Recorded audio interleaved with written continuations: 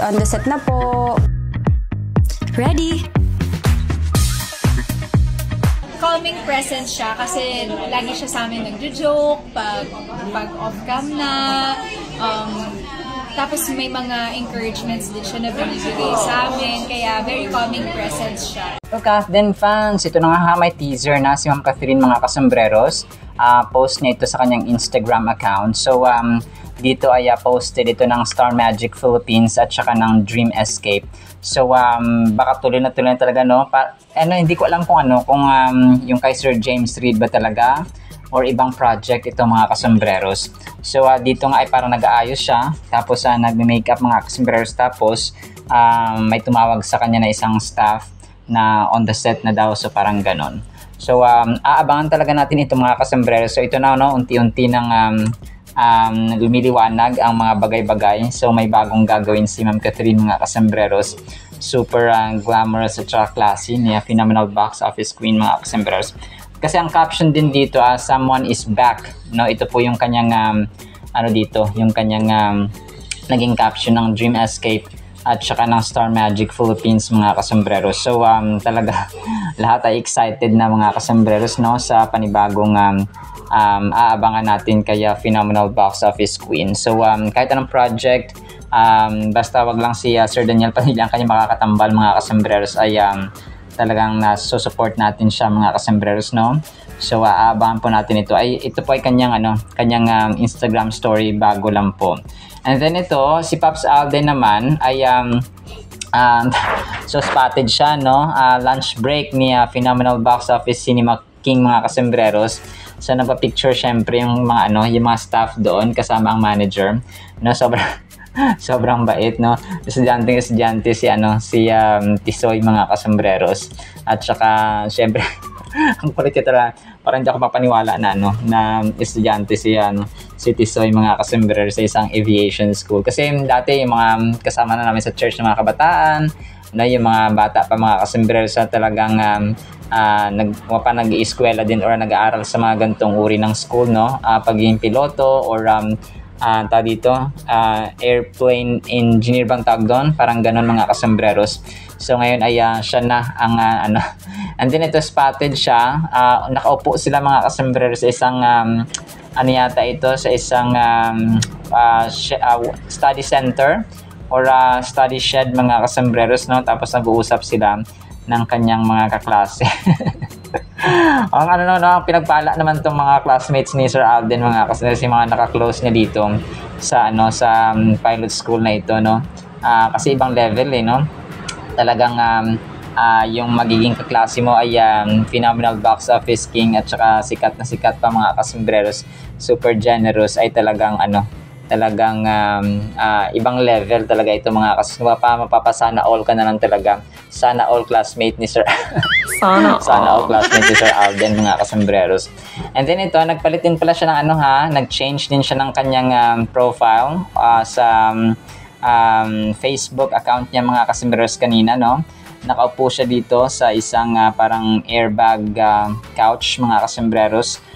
Tapos ay meron siyang beads. Medyo throwback itong kanyang picture no. Sana nga ay piloto yung nakalagay dito na picture, para yung naka-outfit siya or naka-uniform, pero hindi no. So ibig sabihin throwback po ito mga kasombreros.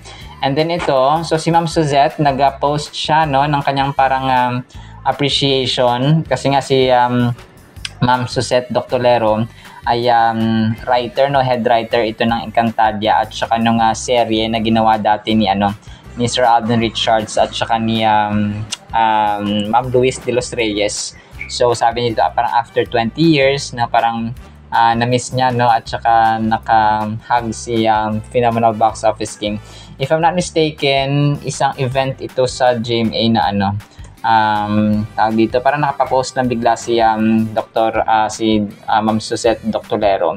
So parang nagpaparamdam din siya na may teleserye siyang gagawin no or parang project talaga. Kaya Sir Alden mga kasombreros, which is aabangan din talaga natin mga kasombreros ha. Kasi nga si Ma'am Catherine din ay busy. So titingnan natin kung ano ang magiging takbo ng kanilang susunod na mga susunod na mga chapters or susunod na mga gagawin pa mga kasombrers. And then ito, pinagkumpara no sina Dr. Kenneth, si Mayor Mark Alcala, at si Daniel Padilla. So sabi dito kung para kanino daw ang gusto niyo, para kay Ma'am Catherine. So sabi na parang 99%, actually 100% yung nag-comment pilot. Sa pilot sila. Sa piloto, walang iba kundi si Phenomenal Box Office Cinema King mga kasombrero, sa si Alden Richards.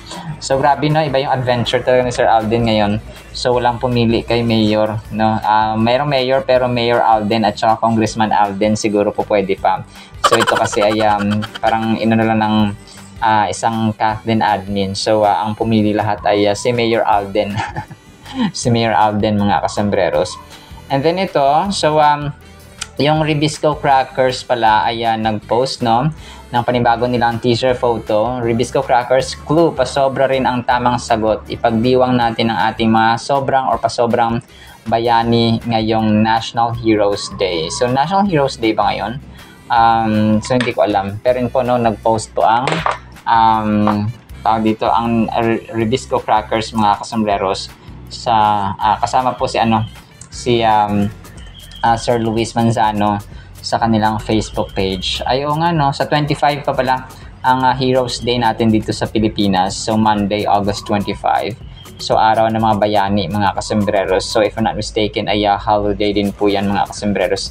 And then ito, si Ma'am Thea Ashley ay parang tinanong siya no kung how's it working with Sir Alden, Ma'am Marian, Ma'am Pokwang, and then si Coach J mga kasombreros. So, yung tumatak talaga sa akin dito kay Ma'am Marian, parati daw siya nagbibigay ng mga regalo, and then affirmations, no? Ang galing mga sobrang bait talaga at sobrang generous din ni Ma'am Marian Rivera. At saka si Sir Alden naman ay yung coming presents ba? Kung pa si Sir Alden daw yung nagbibigay ng joke kapag off-cam, tapos nagbibigay ng encouragement din po no si Sir Alden mga kasmiros kina Thea Asling sa Stars on the Floor. Tapos parang yung yung nagpapalakas no at saka nagpapatawa si Sir Alden mga kasombreros, at saka yung nagpapakalma sa set mga kasombreros ng Stars on the Floor, which is kung mapanormal kaya Phenomenal Box Office Cinema King ang magpatawa at paging patawa mga kasombreros. So yun po. And then ito, next item natin. So binalita sa sa Abante DWAR na naman mga sombreros, yung parang paniligaw ni Alden kay Catherine, kinokonek kay Maine. So parang yung dito kasi nga nung after ng podcast ni ni Ma'am Maine Mendoza at ng Itbulaga cast doon sa pag-amin nga ni Ma'am Maine Mendoza na parang nagkagusto siya kay Sir Alden and so on mga kasombreros. So parang binalita lang nila yung issue na yun mga, tapos kinlarify nila na hindi naman nanligaw si Sir Alden kay Ma'am Maine Mendoza mga kasombreros. Pero hayaan na natin no as it is. Alright, sinasya sa ating Kathleen items pero abang tayo. Kasi nga parang malabo na makakapunta si Sir Alden kasi busy siya sa kanyang pag-aaral sa Manila Hotel, pero tingnan natin baka mag-transform siya mamaya no? At pupunta siya saglit sa FAMAS awarding sa Manila Hotel mga kasombreros. So, pero talagang aabangan natin yan no? Mga kasombreros and mga Cathleenatics. Sinampo sa ating Kathleen items sana po ay pakinggan po natin ang Word of God. Today is August 22, 2025. Friday na po mga kasombreros. Sana po ay pakinggan po natin ang Word of God. At para po sa ating Word of God ay sobrang ganda po nito mga kasombreros. Ang title, Planong Namumunga. Proverbs 21 verse 5, the plans of the diligent lead surely to plenty, but those of everyone who is hasty, nagmamadali, surely to poverty. Ito mga kasombreros, dalawang tao na naman ang kinukumpara niya King Solomon, no? Yung mga taong diligent, yung mga taong masigasig, no? Yung taong masinop, taong masipag, taong maagap mga kasombreros ay namumunga yung kanilang mga plano. Ibig sabihin, may success na nag-aantay sa mga taong diligent mga kasombreros. And yung diligence tapos wisdom, interconnected ito sila mga kasombreros. So ang verse na ito ay talaga nagre-remind sa atin ng napakahalagang lesson about the importance of patience and hard work mga kasombrero sa pag-achieve ng success. So yun, diligence, hardworking, sa mga masisipag, no? Yun siya mga kasembreros. So when we approach our goals with diligence, determination, and careful planning, we are more likely to see positive outcomes. So ito nangyayari mga kasembreros kapag tayo po ay may patience, yung hindi muna diretso sa conclusion, hindi muna diretso dun sa plano or sa gagawin mo. Merong pagpaplano. Okay? You have to sit down, you have to brainstorming, mga customers, to do brainstorming. Kasi nga kapag tayo ay nagmamadali, minsan ay nagkakamali mga kasombrero. So ang parating nagmamadali, parating nagkakamali. So tandaan po natin ang kasabihan na yan mga kasombrero. So kakagawa ko lang pero parang tugma naman siya mga kasombrero, no? Kapag tayo po ay parating nagmamadali, ay mas marami ang mali. So diligence requires us to put in consistent effort, stay focused on our objectives, and be disciplined in our actions. So, ang disiplina talaga papasok din dito mga kasembreros. Sa mga atleta, sa mga kilalang mga atleta natin mga kasembreros like si Heidelin Diaz, sina Sir Carlos Yulo, sina Sir Manny Pacquiao, sina Nonito Donaire, and so on mga kasembreros.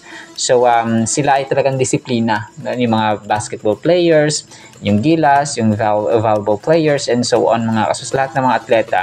So, the more sila na nakaka-achieve ng success ay grabe naman na disiplina no. Hindi natin alam kung ilang pawis, ilang dugo, ilang hirap ang kanilang dinanas sa pag-iensayo at pagpa-practice mga kasembreros. Kahit yung sa sa mga entertainment, sa mga pagsasayaw, kahit nga sila Sir Alden, no, talagang grabe yung practice nila, sayaw, acting, etc. mga kasembreros. So diligence, no, hindi lamang sa field ng iisa or ilan, pero sa lahat ng field, lalo na sa mga farmers, no, talagang yung dugot pawis talaga na literal mga kasembreros ang nilalaan at saka binubuwis ng mga farmers natin mga kasembreros. Ako po ay talaga makaka-relate kasi ako ay laking magsasaka, laking palayan at taniman mga kasembreros. So alam ko yung hirap, alam ko yung gastos, alam ko yung yung panalangin dapat i-pray mga kasembreros kasi nakabase ka sa panahon no? Kapag ikaw ay farmer, talagang ang Diyos sa itaas lamang ang iyong kakapitan when it comes to weather kasi wala kang control, no? You cannot control the rain, you cannot control the sun, the heat, kung kailan na-atake ang El Nino, kailan na-atake ang La Nina, and so on mga kasomers. So doon pa lang unang kalaban yun ng mga farmers talaga yung panahon mga kasomers. Hindi naman kalaban, parang doon mo ibabase kasi no, kung maganda ang ani at hindi. Kasi kahit na may mga pataba, may magandang binhi kung ang panahon ay talagang magbabaha, for example. So yun siya mga kasomers. On the other hand, haste or acting impulsively. So hindi na ako lalayo no. Kasi may time na ang kuya ko, kasi siya yung nag-maintain ng maliit na palayan mga kasembreros. May time na hindi mo na tayo magtatanim.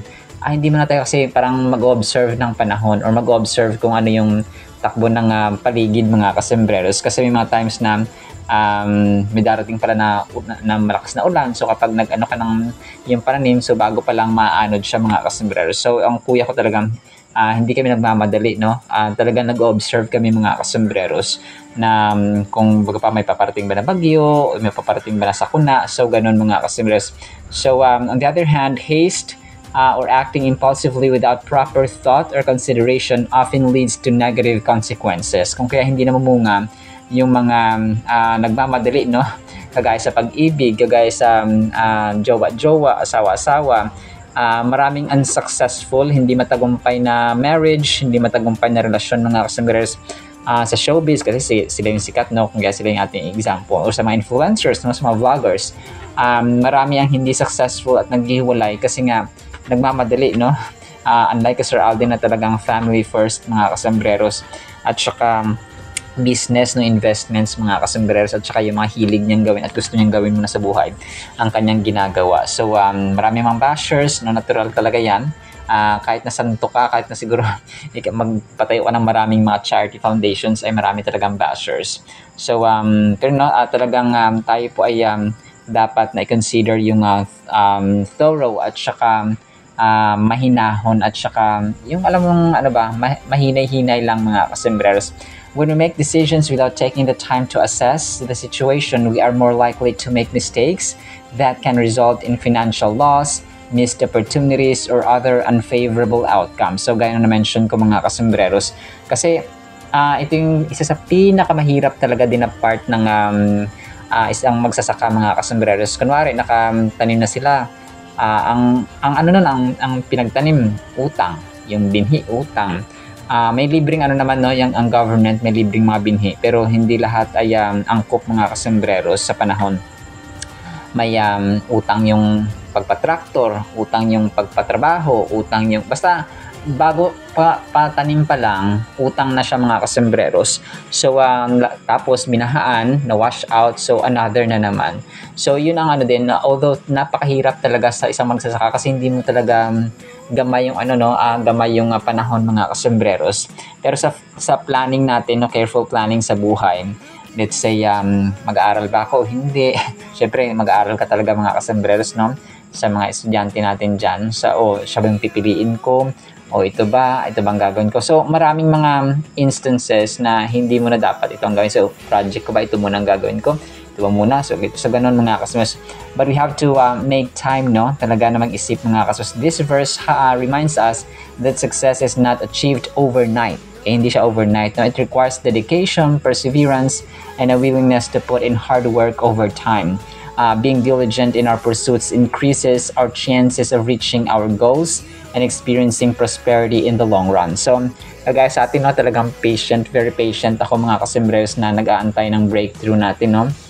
Na ma-discover kahit na ma-discover at kahit man lang ma-feature lang tayo sa ABS-CBN or sa GMA bilang Little Kuya Kim mga kasembreros, no, sa tamang panahon ng Panginoon mga kasembreros. So talagang napakahalaga rin ng diligence. Talagang namumunga ang ganun mga kasembreros, no, ang ganun mga ugali, yung plano ng mga taong diligent, hardworking, patient, and samahan pa ng wisdom talaga mga kasembreros. So as an application, isipin natin yung mga goals natin na ito yung mga foundation ng ating buhay. Yung ating trabaho, yung ating pamilya at ang ating well-being mga kasembreros. So ito po ay napakaganda, no? Napakaganda na verse mga kasembreros na kung saan ay sa atin po ay nagre-remind ng talagang hindi tayo dapat padalos-dalos, lalo na po sa pag-aasawa at paghahanap ng partner. Kasi ang pag-asawa, hindi yan kaning pag napasok ka ay agad mo lang iluluwa. So ganun mga kasembreros. Proverbs 21:5 is such a powerful reminder for us na hindi dapat minamadali. And ang plano na talagang mas mabusisi, no, talagang pinagplanuhan, pinag-isipan, and pinagpreparean, pinaghandaan ng matagal ay talagang namumunga mga kasembreros. Alright, sila po sa ating Word of God, ha? Nawa po ipagpalain po tayo ng pag-ibig, pananampalataya, pag-asa, wisdom, no, sa paggawa ng ating plano sa buhay. In Jesus' name we pray. Amen and amen. See you sa next segment mga kasembreros, and paalam po. I love you all.